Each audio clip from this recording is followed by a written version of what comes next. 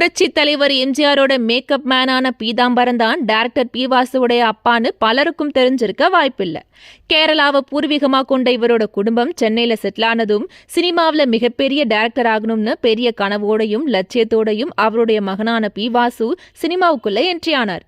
லேட்டஸ்டா ஒரு இன்டர்வியூல பேசின அவர், நான் டைரக்டர் ஆன புதுசுல நடிகர் திலகம் சிவாஜி கணேசன் சாருக்கு கதை சொல்ல அவர் வீட்டுக்கு போயிருந்தேன். அது லஞ்ச் டைம் அப்படிங்கறதால சாப்பிட்டுட்டு இருந்த அவர், நான் எனக்கு மட்டும்தான் சாப்பாடு கொண்டு வந்திருக்கேன், நீ வேணும்னா வெளியே போய் சாப்பிட்டுவான்னு சொன்னார். ஆனா நான் வெளியே போகாம காத்திருந்தேன்.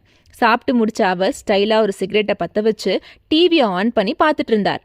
நான் கதை சொல்லிட்டு இருந்த போது அதை அவர் கேட்கலன்னு நினைச்சுக்கிட்டு, ஒன்னு டிவி பாருங்க இல்லனா கதை கேளுங்கன்னு பட்டுன்னு யோசிக்காம பேசிட்டு.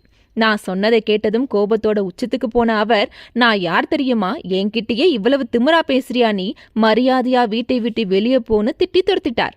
இருந்தாலும் நான் அதையெல்லாம் மனசுக்குள்ள வச்சுக்காம அவரோட மகன் பிரபுவை வச்சு சின்ன தம்பி உள்ளிட்ட நிறைய ஹிட் படங்களை டைரக்ட் பண்ணி என்னை அவமானப்படுத்தி துரத்திய சிவாஜி சாருக்கே அதை பரிசாக கொடுத்தேன்னு ரொம்ப பெருந்தன்மையாக பேசினாரு பி வாசு.